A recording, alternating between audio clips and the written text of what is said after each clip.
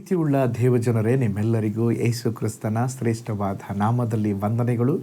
Shalom, ನಿಮಗೆ ಸಮಾಧಾನವಾಗಲಿ. ಈ ದಿನ ದೇವರ ವಾಕ್ಯದ ಜ್ಞಾನಕ್ಕಾಗಿರುವಂಥ ವಿಷಯ ತೀರ್ಪು ಮಾಡಬೇಡಿರಿ. ಅದಕ್ಕೆ ಆಧಾರ ವಾಕ್ಯ ಮತ್ತಾಯನ ಬರೆದ ಸುವಾರ್ತೆ 7ನೇ ಅಧ್ಯಾಯ 3-5 ವಚನಗಳು. ನೀನು ನಿನ್ನ ಕಣ್ಣಿನಲ್ಲಿರುವ ತೊಲೆಯನ್ನು ಯೋಚಿಸದೆ ನಿನ್ನ ಸಹೋದರನ ಕಣ್ಣಿನಲ್ಲಿರುವ ರವೆಯನ್ನು ಯೋಚಿಸುವುದು ಏಕೆ? ನೀನು ನಿನ್ನ ಸಹೋದರನಿಗೆ ನಿನ್ನ ಕಣ್ಣಿನೊಳಗಿಂದ ರವೆಯನ್ನು ತೆಗೆಯುತ್ತೇನೆ ಬಾ ಎಂದು ಹೇಳುವುದು ಹೇಗೆ?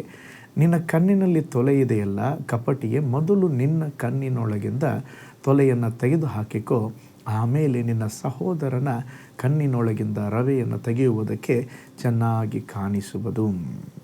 ನೋಡ್ರಿ, ಈಗ ಓದಿದ ವಚನದಲ್ಲಿ ನಾವು ನೋಡುತ್ತಿದ್ದೇವೆ, ಯೇಸು ಸ್ವಾಮಿ ಹೇಳುತ್ತಿದ್ದಾರೆ, ಮೊದಲು ನಮ್ಮನ್ನು ನಾವು ಪರೀಕ್ಷಿಸಿಕೊಳ್ಳಬೇಕು.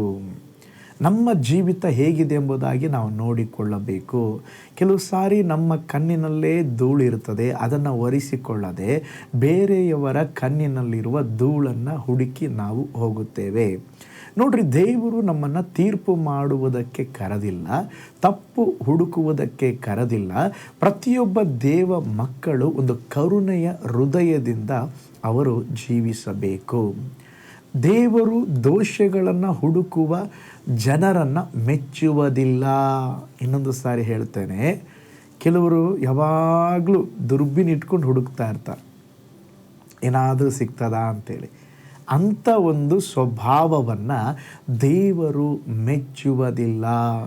ಒಂದು ಸಾರಿ ವ್ಯಭಿಚಾರದ ಪಾಪದಿಂದ ಹಿಡಿಯಲ್ಪಟ್ಟಂಥ ಒಂದು ಸ್ತ್ರೀಯನ್ನು ಯೇಸುವಿನ ಮುಂದೆ ಕರೆತಂದು ಹೇಳಿದರು, ಯೇಸು ಸ್ವಾಮಿ, ಇವಳು ವ್ಯಭಿಚಾರ ಮಾಡುವಾಗ ಸಿಕ್ಕಿ ಬಿದ್ದಿದ್ದಾಳೆ, ಮೋಶೆ ಧರ್ಮಶಾಸ್ತ್ರ ಹೇಳುತ್ತದೆ ಕಲ್ಲು ತಗೊಂಡು ಎಸೆದು ಕೊಲ್ಲಬೇಕೆಂಬುದಾಗಿ, ನೀವೇನು ಹೇಳ್ತೀರಾ? ಯೇಸು ಸ್ವಾಮಿ ಹೇಳಿದರು, ನಿಮ್ಮಲ್ಲಿ ಯಾರು ತಪ್ಪು ಮಾಡಿಲ್ಲವೋ ಅವರು ಕಲ್ಲನ್ನು ಎಸೀರಿ. ಅವ್ರ ಅವ್ರು ಕೂತ್ಕೊಂಡು ತಲೆ ಬಗ್ಗಿಸಿ ಏನೋ ಬರೀತಾ ಇದ್ರಂತೆ. ಒಬ್ಬೊಬ್ಬರು ಕೈಯಲ್ಲಿ ಕಲ್ಲು ಹಿಡ್ಕೊಂಡು ಬಂದಿದ್ರು ನೋಡ್ರಿ, ಎಲ್ಲ ಸ್ಥಳ ಖಾಲಿ ಮಾಡಿದ್ರಂತೆ. ಯಾಕೆ ಹೇಳಿ? ಗೊತ್ತಿಲ್ಲ. ಅವರು ಯಾರಾದರೂ ನನ್ನಲ್ಲಿ ಪಾಪ ಇಲ್ಲ ಅಂತ ಕಲ್ಲು ಹೊಡ್ಲಿಕ್ಕೆ ಬಂದರೆ ಅವನದೆಲ್ಲ ಪಾಪ ಒಂದು ವೇಳೆ ಬರೀತಾ ಇದ್ರೇನೆ ಯೇಸು ಸ್ವಾಮಿ. ಎಲ್ಲರೂ ಸ್ಥಳ ಖಾಲಿ ಮಾಡಿದ್ರು. ಆಗ ಆ ಸ್ತ್ರೀಯನ್ನು ನೋಡಿ ಯೇಸು ಸ್ವಾಮಿ ಹೇಳ್ತಾರೆ, ಅಮ್ಮ, ಯಾರೂ ನನಗೆ ಕಲ್ಲು ಎಸೀಲಿಲ್ವಾ? ಹಾಗಾದರೆ ನಾನು ನಿನಗೆ ತೀರ್ಪು ಮಾಡೋದಿಲ್ಲ, ಇನ್ನು ಮುಂದೆ ಪಾಪ ಮಾಡಬೇಡ. ನೋಡ್ರಿ, ಆ ತಪ್ಪಲ್ಲಿ ಸಿಕ್ಕಿಕೊಂಡಾಗಲೂ ಕೂಡ ಯೇಸು ಸ್ವಾಮಿ ತೀರ್ಪು ಕೊಡದೆ ಆ ಸ್ತ್ರೀಗೆ ದೇವರೊಂದು ಅವಕಾಶವನ್ನು ಕೊಟ್ಟು ಒಂದು ಕೃಪೆಯನ್ನು ತೋರಿಸಿದರು. ದೇವ ಮಕ್ಕಳು ಹಾಗೆಯೇ ಇರಬೇಕು. ಯಾರೋ ಒಂದು ತಪ್ಪು ಮಾಡಿ ಅಥವಾ ಏನೋ ಒಂದರಲ್ಲಿ ಸಿಕ್ಕಾಕೊಂಡಿದ್ದರೆ ಅವರು ಇದ್ದರೂ ಇಲ್ದಂಗೆ ಮಾಡಿಬಿಡ್ತೀವಿ. ಹಂಗಿರಬಾರ್ದ್ರೆ ನಮ್ಮ ಜೀವಿತ. ದೇವರು ನಮ್ಮನ್ನು ಹೇಗೆ ಮನ್ನಿಸಿದ್ದಾರೋ, ಕ್ಷಮಿಸಿದ್ದಾರೋ, ಅದೇ ರೀತಿಯಲ್ಲಿ ಬೇರೆಯವರನ್ನು ಸಹ ನಾವೇನು ಮಾಡಬೇಕಂತ ಹೇಳಿದ್ರೆ ಕ್ಷಮಿಸಬೇಕು. ನಾವು ಇತರರ ತಪ್ಪುಗಳ ಕಡೆಗೆ ಭಾಳ ನೋಡ್ತೀವ್ರಿ, ಆದರೆ ನಮ್ಮ ಒಳಗಡೆ ದೋಷ ಜಾಸ್ತಿ ಇದೆ. ಅದಕ್ಕೆ ದೇವರು ಹೇಳ್ತಾಯಿದ್ರೆ, ಮೊದಲು ನಿನ್ನನ್ನು ನೋಡ್ಕಪ್ಪ, ನೀನು ನಿಂದ್ರಲ್ಲೇ ಜಾಸ್ತಿ ಇದೆ, ಸರಿ ಮಾಡಿಕೊಳ್ಳಬೇಕಾದ ಸಂಗತಿಗಳು ಜಾಸ್ತಿ ಇದೆ. ಬೇರೆಯವರು ಅವರು ಸರಿಯಾಗಬೇಕು, ಹಿಂಗಾಗಬೇಕು ಅಂತೇಳಿ ನೀನು ಯಾಕೆ ಯೋಚನೆ ಮಾಡ್ತೀಯ? ಫಸ್ಟು ನಿನ್ನನ್ನು ನೀನು ಸರಿಪಡಿಸಿಕೋ. ಒಂದು ಹುಡುಗಿ ಅಂಗಡಿಗೆ ಹೋಗಿ, ಮಾರ್ಕೆಟಲ್ಲಿ ಕೆಲವೊಂದು ಹಾಲಿನ ಡೈರಿ ಅಂಗಡಿಯಲ್ಲಿ ಹೋಗಿ ಚೀಸ್ ಪಾಕೆಟು ತಕ್ಕೊಂಡು ತನ್ನ ಬ್ಯಾಗಲ್ಲಿ ಹಾಕ್ಕೊಂಡ್ರು. ಬಿಸಿಲು ಜಾಸ್ತಿ ಇತ್ತು, ಆ ಚೀಸ್ ಹಾಗೆ ಕರಗಿ ಆ ಬ್ಯಾಗೆಲ್ಲ ಒದ್ದೆ ಆಯಿತು. ಇವಳು ಒಂದೊಂದು ಅಂಗಡಿಗೆ ಹೋಗಿ ದುಡ್ಡು ಕೊಡುವಾಗ ಆ ಚೀಸ್ ಕರಗಿದ್ದಕ್ಕೆ ಅದು ಒಂದು ಬ್ಯಾಡ್ ಸ್ಮೆಲ್ ಬರಲಿಕ್ಕೆ ಆರಂಭಿಸ್ತು. ಹಣ ಕೊಡುವಾಗಲೆಲ್ಲ ಇವಳು ಅದು ಬೇರೆಯವರಿಂದ ಬರ್ತಾ ಇದೆ ಅಂದ್ಕೊಂಡು, ಅಯ್ಯೋ ಎಷ್ಟು ಕೆಟ್ಟ ವಾಸನೆ ಬರ್ತಾ ಇದೆ, ಆದರೂ ಕೂಡ ಈ ಜನ ಏನು ಸ್ವಲ್ಪ ಕೂಡ ಕ್ಲೀನ್ ಇಲ್ವಲ್ಲ ಅಂಥೇಳಿ ಬೈಕೊಂಡು ತುಂಬ ಅಂಗಡಿ ಮಾರ್ಕೆಟೆಲ್ಲ ಮಾಡಿ ಮನೆಗೆ ಬಂದು ಬ್ಯಾಗ್ ತೆಗೆದು ನೋಡ್ತಾಳೆ, ಆ ವಾಸನೆ ಬೇರೆ ಎಲ್ಲಿ ಇಲ್ಲ, ಅವಳ ಬ್ಯಾಗಿಂದನೇ ಬರ್ತಾಯಿತ್ತು. ಅವಾಗ ಅಂದ್ಕೊಂಡ್ಳು, ಅಯ್ಯೋ, ನನ್ನಲ್ಲಿ ಕೆಟ್ಟ ವಾಸನೆ ಇಟ್ಕೊಂಡು ಬೇರೆಯವ್ರನ್ನೆಲ್ಲ ಬೈದಿದ್ದೀನಲ್ವ. ಇವತ್ತು ಕೂಡ ಅನೇಕ ಸಾರಿ ನಾವು ಹೀಗೇ ಮಾಡೋದ್ರಿ. ತಪ್ಪು ನಮ್ಮದು ಇರ್ತದೆ, ನಮ್ಮನ್ನು ಸರಿಪಡಿಸ್ಕೋಬೇಕಾದ ಕಾರ್ಯ ಜಾಸ್ತಿ ಇರ್ತದೆ.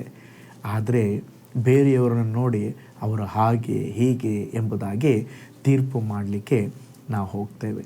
ದೇವರು ನಮಗೆ ಈ ಬೆರಳನ್ನು ಉಂಟು ಮಾಡಿದ್ದಾರೆ. ತಪ್ಪನ್ನು ತೋರಿಸುವುದಕ್ಕಾಗಿ ಈ ಬೆರಳುಗಳನ್ನು ದೇವರು ಉಂಟು ಮಾಡಿಲ್ರಿ. ಸಭೆಯ ಸಹ ವಿಶ್ವಾಸಿಗಳು ಅವರ ತಪ್ಪನ್ನು ಹೇಳುವುದಕ್ಕಿಂತ ಮುಂಚೆ ನಾವು ನಮ್ಮನ್ನು ಪರೀಕ್ಷೆ ಮಾಡಿಕೊಳ್ಳ, ನಮ್ಮ ಜೀವಿತ ಹೇಗಿದೆ.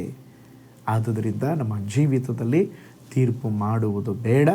ನಮ್ಮ ಜೀವಿತವನ್ನು ಮೊದಲು ನಾವು ಸರಿಪಡಿಸಿಕೊಳ್ಳೋಣ. ಕರ್ತನ ನಿಮ್ಮನ್ನು ಬ್ಲೆಸ್ ಮಾಡಲಿ. ಕಣ್ಣುಗಳನ್ನು ಮುಚ್ಚೋಣ, ನಾವು ಪ್ರಾರ್ಥನೆ ಮಾಡೋಣ.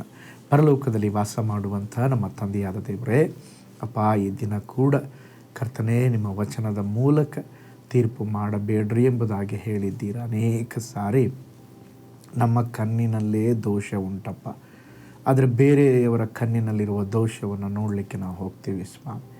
ನಮ್ಮಲ್ಲೇ ಅಶುದ್ಧ ಕಾರ್ಯಗಳಿದೆ, ಬೇರೆಯವರ ಅಶುದ್ಧವನ್ನು ನೋಡಲಿಕ್ಕೆ ಹೋಗ್ತೇವೆ ಸ್ವಾಮಿ.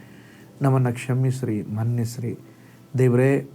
ಇತರರ ಮೇಲೆ ನಾವು ಬೆರಳುಗಳನ್ನು ತೋರಿಸದೆ, ಬೇರೆಯವರ ತಪ್ಪುಗಳನ್ನು ಕಂಡುಹಿಡಿಯದೆ, ನಮ್ಮ ತಪ್ಪುಗಳನ್ನು ನಾವು ಕಂಡುಹಿಡಿದು ಯಾವುದೆಲ್ಲ ಸರಿಪಡಿಸಿಕೊಳ್ಬೇಕು, ಸರಿಯಾಗಬೇಕು, ನಮ್ಮನ್ನೇ ನಾವು ಪರೀಕ್ಷಿಸಿಕೊಳ್ಳೋದಕ್ಕೆ ಸಹಾಯ ಮಾಡಿರಿ. ಈ ದೈನಂದಿನ ವಚನವನ್ನು ಧ್ಯಾನಿಸಿದ ಎಲ್ಲ ನಿನ್ನ ಜನರನ್ನು ಬ್ಲೆಸ್ ಮಾಡಿರಿ. ಅವರ ಕುಟುಂಬಗಳನ್ನು ಆಶೀರ್ವಾದ ಮಾಡಿರಿ. ನಿನ್ನ ದೈವಿಕವಾದ ಕರ ಕೃಪೆ ಒಬ್ಬೊಬ್ಬರ ಮೇಲಿರಲಿ. ಯೇಸುವಿನ ಹೆಸರಿನಲ್ಲಿ ತಂದೆಯೇ, ಆಮೇನ್, ಆಮೇನ್. Price lord. ಹಾಗಾದರೆ ನಮ್ಮ ಜೀವಿತದಲ್ಲಿ ತೀರ್ಪು ಮಾಡುವುದು ಬೇಡ. ನಮ್ಮ ಜೀವಿತವನ್ನು ಒಂದೊಂದು ದಿನ ಸಹ ನಾವು ಪರೀಕ್ಷಿಸಿಕೊಂಡು ನಾವು ನೋಡೋಣ, ಬೇರೆಯವರಿಗೆ ಸಹ ಆಶೀರ್ವಾದವಾಗಿರೋಣ. ಈ ಸೇವೆ ನಿಮಗೆ ಆಶೀರ್ವಾದವಾಗಿದೆ ಎಂಬುದಾಗಿ ನಾನು ಭಾವಿಸ್ತಾ ಇದ್ದೇನೆ. ಈ ದೇವರ ವಚನಗಳನ್ನು ಪ್ರತಿನಿತ್ಯ ಕೇಳುವುದು ಮಾತ್ರವಲ್ಲ, ಬೇರೆಯವರೊಂದಿಗೂ ಸಹ ಶೇರ್ ಮಾಡಿರಿ. ನಾಳೆ ಮತ್ತೊಂದು ದೈನಂದಿನ ಧ್ಯಾನದಲ್ಲಿ ನಾನು ನಿಮ್ಮನ್ನು ಸಂಧಿಸ್ತೇನೆ. ನಾನು ನಿಮ್ಮ ಪ್ರೀತಿಯ ಸೇವಕ pastor Paul Joy. God bless you. ಕರ್ತನಲ್ಲಿ ಪ್ರಿಯರೇ, ಈ ಸಂದೇಶ ಮತ್ತು ಪ್ರಾರ್ಥನೆ ನಿಮಗೆ ಆಶೀರ್ವಾದಕರವಾಗಿದ್ದರೆ, ದೇವರು ನಿಮ್ಮನ್ನು ಪ್ರೇರೇಪಿಸಿದರೆ, ನಂಬಿಕೆಯಿಂದ ಸಾಗುವ ಈ ಸೇವೆಗೆ ನಿಮ್ಮ ಅಮೂಲ್ಯವಾದ ಕಾಣಿಕೆಯನ್ನು ಬಿತ್ತಿರಿ. ಪ್ರೀತಿಯ ದೇವಜನರೇ, ವಾಯ್ಸ್ ಆಫ್ ಹೋಪ್ ಮಿನಿಸ್ಟ್ರಿಯ ವತಿಯಿಂದ ಕೋರಮಂಗಲದಲ್ಲಿ ಪ್ರತಿ ಭಾನುವಾರ ಬೆಳಿಗ್ಗೆ 9:30ಕ್ಕೆ ಕನ್ನಡ ಆರಾಧನೆ ನಡೆಯುತ್ತಿದೆ.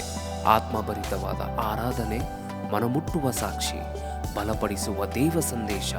ಬನ್ನಿ, ನಮ್ಮೊಂದಿಗೆ ಭಾಗಿಯಾಗಿ ಕರ್ತನನ್ನು ಆರಾಧಿಸಿರಿ. ನೂತನ ತಿಂಗಳ ಆಶೀರ್ವಾದ ಕೂಟ ಪ್ರತಿ ತಿಂಗಳು ಮೊದಲ ದಿನ ಸಂಜೆ 7 ಗಂಟೆಗೆ. ಪ್ರತಿ ತಿಂಗಳು 2ನೇ ಶನಿವಾರ ಬಿಡುಗಡೆ ಉಪವಾಸ ಪ್ರಾರ್ಥನೆ ಕೂಟ ಬೆಳಿಗ್ಗೆ 10:30ಕ್ಕೆ. ನಿಮಗಾಗಿ ಪ್ರಾರ್ಥಿಸಬೇಕೆ? ನಿಮಗೆ ಯಾವುದಾದರೂ ಪ್ರಾರ್ಥನೆ ಮನವಿಗಳು ಇರುವುದಾದರೆ ಕೆಳಗಿನ ನಂಬರಿಗೆ ಕರೆ ಮಾಡಿ ಅಥವಾ ವಾಟ್ಸಪ್ ಮಾಡಿ. ಈ ಆತ್ಮಿಕ ಸಂದೇಶಗಳು ನಿಮಗೆ ಆಶೀರ್ವಾದಕರವಾಗಿದ್ದರೆ ಲೈಕ್ ಮಾಡಿರಿ. ಇಂಥ ಅದ್ಭುತ ಸಂದೇಶ ಪ್ರತಿದಿನ ನೋಡಲು ಬಯಸುವುದಾದರೆ ಸಬ್ಸ್ಕ್ರೈಬ್ ಮಾಡಿ ಹಾಗೂ ಇತರರೊಂದಿಗೆ ಶೇರ್ ಮಾಡಿರಿ. ಕರ್ತನು ನಿಮ್ಮನ್ನು, ನಿಮ್ಮ ಕುಟುಂಬವನ್ನು ಆಶೀರ್ವದಿಸಲಿ.